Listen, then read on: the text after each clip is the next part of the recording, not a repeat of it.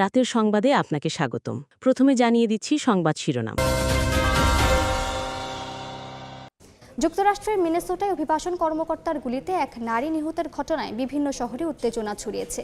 Minneapolis থেকে Manhattan সবখানেই প্রতিবাদে রাস্তায় নেমেছেন বিক্ষোভকারীরা।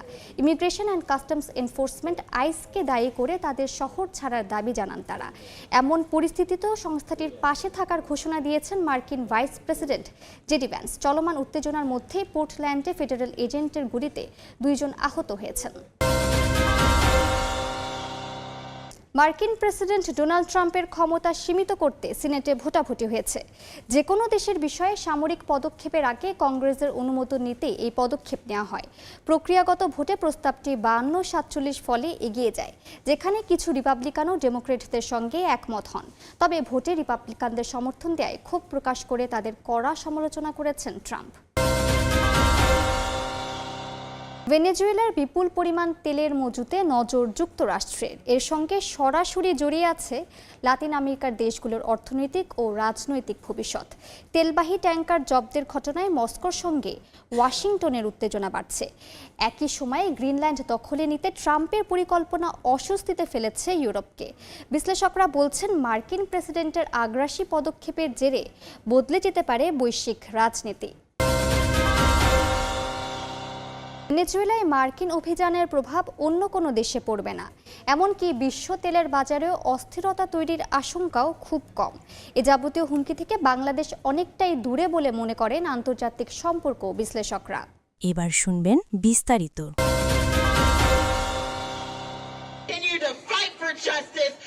যুক্তরাষ্ট্রের মিনেসোটা অঙ্গরাজ্যে immigration and customs enforcement ICE এর এক কর্মকর্তার গুলিতে মার্কিন নারী রেনি নিকোল গুড নিহতের প্রতিবাদে আইসিই বিরোধী বিক্ষোভে উত্তাল বিভিন্ন শহর। স্থানীয় সময় বৃহস্পতিবার সকালে মিনিয়াপোলিসে অভিবাসন আদালতের সামনে জড়ো হন শত শত বিক্ষোভকারী। ফেডারেল কর্মকর্তাদের লক্ষ্য করে খুনি স্লোগান দিতেও দেখা যায় বিক্ষুব্ধদের। এ সময় বিক্ষোভকারীদের ছত্রভঙ্গ করতে টিয়ার গ্যাস ও পেপার বল ব্যবহার করা হলে পরিস্থিতি উত্তপ্ত হয়ে ওঠে।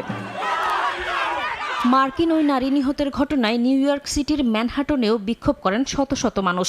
এই হত্যাকাণ্ডের জন্য আইসিইকে দায়ী করে তাদের শহর ছাড়ার দাবি জানান বিক্ষুব্ধরা। এমনকি আইসিই এর বাজেট বাতিলের সঙ্গে সঙ্গে সংস্থাটি ভেঙে দেয়া এবং শিক্ষা, স্বাস্থ্য ও আবাসনে অর্থ ব্যয়ের দাবি তোলেন তারা। আইসিই এর বিরুদ্ধে যখন যুক্তরাষ্ট্রের বিভিন্ন শহর উত্তাল, তখন সংস্থাটির পাশে থাকার ঘোষণা দিয়েছেন মার্কিন ভাইস প্রেসিডেন্ট জেডি ভ্যান্স। নিহত নারী একটি বৃহত্তর বামপন্থী নেটওয়ার্কের হয়ে কাজ করে আসছিল দাবি করে তার কর্মকাণ্ড আইসিই এজেন্টদের কাজকে বাধাগ্রস্ত করছিল বলে মন্তব্য করেন ভ্যান্স। ট্রাম্পের সুরে সুর মিলিয়ে বলেন, গুলি চালানো ওই এজেন্টকে 6 মাস আগে গাড়ি দিয়ে আঘাত করেছিল নিহত নারী। মার্কিন নারী হত্যার ঘটনায় মিনেসোটা ভয়াবহ বিপর্যয়ের মধ্যে পড়েছে উল্লেখ করে হত্যাকাণ্ডের জন্য ট্রাম্প প্রশাসনের অভিবাসন নীতিকে দায়ী করেন যুক্তরাষ্ট্রের হোমল্যান্ড সিকিউরিটি সচিব ক্রিস্টি নোয়েম। মিনেসোটা ও ফেডারেল কর্মকর্তারা হত্যার ঘটনার ভিন্ন বিবরণ দিয়েছেন বলেও অভিযোগ করেন তিনি।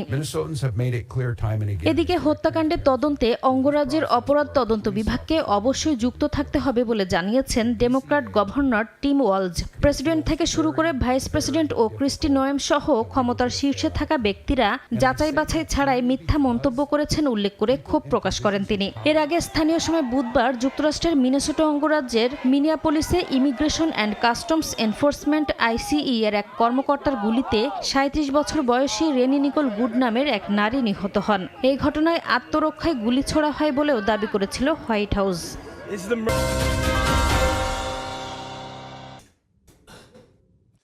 স্থানীয় সময় বৃহস্পতিবার প্রেসিডেন্ট ডোনাল্ড ট্রাম্পের যুদ্ধ ক্ষমতা সীমিত করার একটি প্রস্তাবের ওপর ভোটাভুটি হয় মার্কিন সিনেটে। 52-47 ভোটে এগিয়ে যায় প্রস্তাবটি, যেখানে ট্রাম্পের দল রিপাবলিকান পার্টির কিছু সিনেটরকেও ডেমোক্র্যাটদের সঙ্গে একমত হতে দেখা যায়। প্রস্তাবটির নেতৃত্ব দেন ভার্জিনিয়ার ডেমোক্র্যাট সিনেটর টিম কেইন। ভোটের আগে সিনেটে বক্তব্যে এমন দাবির পক্ষে ভোট দেওয়ার জন্য কেউ কখনো অনুতপ্ত হয়নি বলেও মন্তব্য করেন কেইন।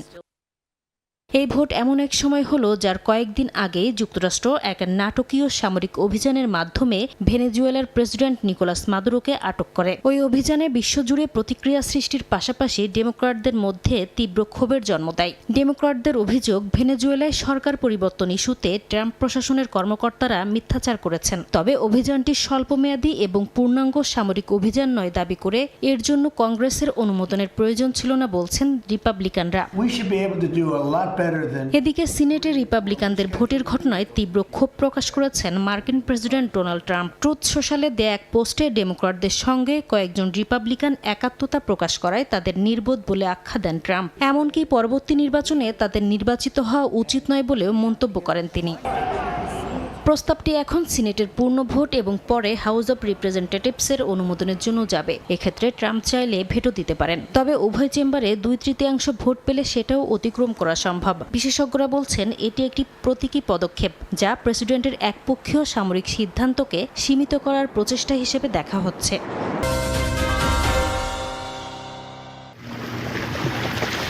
যুক্তরাষ্ট্রের অভিযানে আটলান্টিক ও প্রশান্ত মহাসাগরে তেলবাহী ট্যাঙ্কার জব্দের ঘটনা এরই মধ্যে বিশ্বজুড়ে আলোচনার কেন্দ্রে। বিশ্লেষকরা বলছেন, মার্কিন প্রেসিডেন্ট ডোনাল্ড ট্রাম্পের এমন আগ্রাসী আচরণের উদ্দেশ্য আমেরিকা মহাদেশে তেলের প্রবাহ নিয়ন্ত্রণ ও ভেনেজুয়েলার ভবিষ্যৎ সরকারকে যুক্তরাষ্ট্রের মিত্রে পরিণত হতে বাধ্য করা। তবে এর সঙ্গে জড়িয়ে আছে আরও অনেক পক্ষ। দুটি তেল ট্যাঙ্কারের একটিকে নিজেদের বলে দাবি করে নিন্দা জানিয়েছে রাশিয়া। তবে এখনও দেশটির কাছে প্রাধান্য পাচ্ছে ইউক্রেন ইস্যু। যদিও তেল সরবরাহে ভাটা পড়লে যুদ্ধ চালিয়ে যেতে আর্থিক সংকটের মুখে পড়তে পারে মস্কো, ফলে বাড়তে পারে রাশিয়া যুক্তরাষ্ট্র উত্তেজনা। এদিকে ভেনেজুয়েলার সংকটের সরাসরি প্রভাব পড়ছে আমেরিকা মহাদেশের অন্য দেশগুলোতেও। মেক্সিকোকে কঠিন কূটনৈতিক ভারসাম্যের পরীক্ষা দিতে হচ্ছে। একদিকে ভেনেজুয়েলায় মার্কিন অভিযানের নিন্দা করছে, অন্যদিকে যুক্তরাষ্ট্রের সঙ্গে সহযোগিতা বজায় রাখার চেষ্টা করছে দেশটি। বিশ্লেষকরা বলছেন, লাতিন আমেরিকার ভবিষ্যৎ কি হতে যাচ্ছে তা নির্ভর করছে ভেনেজুয়েলায় যুক্তরাষ্ট্র কি পদক্ষেপ নিচ্ছে তার উপর। সবকিছু নির্ভর করছে ভেনেজুয়েলায় যুক্তরাষ্ট্র কি ধরনের পথ বেছে নেয় তার উপর। যদি ওয়াশিংটন শুধু অর্থনৈতিক স্বার্থে সীমাবদ্ধ না থেকে ভেনেজুয়েলার গণতান্ত্রিক উন্নয়ন ও জনগণের স্বার্থকে গুরুত্ব দেয়, তাহলে গোটা অঞ্চলের রাজনৈতিক গতিপথ বদলে যেতে পারে। নিকোলাস মাদুরোকে আটকের পরই ফের ট্রাম্পের গ্রিনল্যান্ড দখল পরিকল্পনা সামনে এসেছে। বিশ্লেষকরা বলছেন, গ্রিনল্যান্ড দখলের যে কোনো চেষ্টা পশ্চিমা সামরিক জোট ন্যাটোর সমাপ্তি ঘটাতে পারে। গ্রিনল্যান্ড ইস্যু নিয়ে তাই চরম অস্বস্তিতে পড়েছে ইউরোপ। যুক্তরাষ্ট্র যদি গ্রিনল্যান্ডে আক্রমণ চালায় তাহলে পুরো চিত্রই বদলে যাবে। ডেনমার্ক ন্যাটোর সদস্য আর গ্রিনল্যান্ড ডেনমার্কের অংশ। এতে ন্যাটোর ভেতরেই বড় ধরনের সংঘাত তৈরি হবে এবং পরিস্থিতি অত্যন্ত জটিল হয়ে উঠবে। নিজেদের সামরিক সক্ষমতা কিভাবে গড়ে তুলবে তা ইউরোপকে এখনই ঠিক করতে হবে এবং যুক্তরাষ্ট্রের উপর থেকে নির্ভরশীলতা কমাতে হবে। যুক্তরাষ্ট্রের এমন আগ্রাসী পদক্ষেপ বৈশ্বিক শক্তির সম্ভাব্য ভাগাভাগি তৈরি করতে পারে বলেও ধারণা করা হচ্ছে। বিশ্লেষকদের মতে, যুক্তরাষ্ট্র, রাশিয়া ও চীন যদি নিজেদের প্রভাব ক্ষেত্র নির্ধারণ করে নেয়, তাহলে এটি হবে বিশ্ব রাজনীতিতে মোড় ঘোরানো পদক্ষেপ।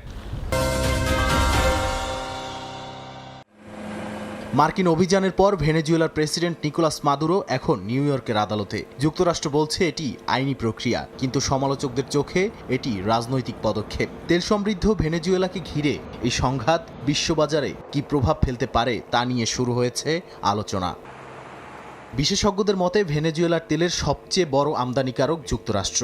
যদি এর উৎপাদন ও সরবরাহ ওয়াশিংটনের নিয়ন্ত্রণে থাকে, তাহলে বাজারে হঠাৎ অস্থিরতা তৈরির আশঙ্কা কম। ডিমান্ড এবং সাপ্লাইয়ের কনটেক্সটে দেখেন, তাহলে যেহেতু ওই জায়গাটাতে এক ধরনের স্টেবিলিটি রয়েছে, সুতরাং ইমিডিয়েটলি দামের উপরে প্রভাব পড়বে কিনা সেটা একটা গুরুত্বপূর্ণ বিষয়।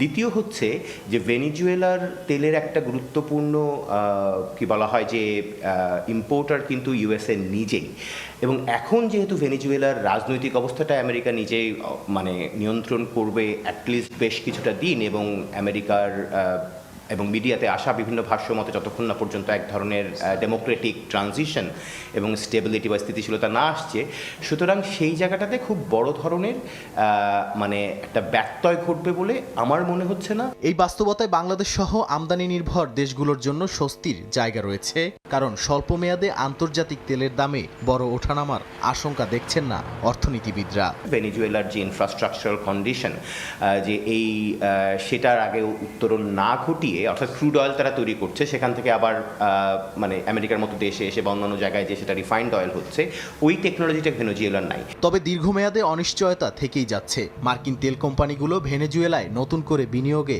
আগ্রহী নয়। অবকাঠামোগত দুর্বলতা আর প্রযুক্তিগত সীমাবদ্ধতা দেশটির উৎপাদন সক্ষমতাকে প্রশ্নের মুখে ফেলছে।